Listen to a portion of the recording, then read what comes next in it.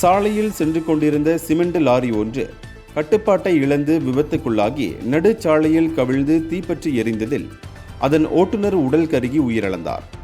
Kuala Lumpur Karak சாலையின் 28வது கிலோமீட்டரில் கந்திங் சம்பாவிற்கு அருகில் நேற்று அதிகாலையில் அந்த விபத்து நேர்ந்தது.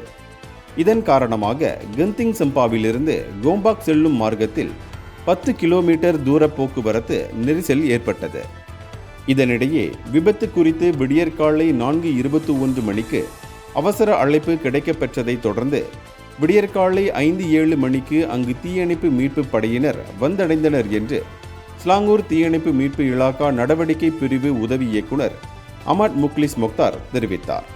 விபத்துக்குள்ளான லாரி ஓட்டுநர் 28 வயது முகமது ஈசாட் என்று அடையாளம் தெரிவிக்கப்பட்டது. உடல் கருகியதால் அவர் சம்பவ இடத்திலேயே மரணமடைந்தார். இச்சம்பவத்தில் அந்த லாரி 60 விழுக்காடு எரிந்து நாசமானது.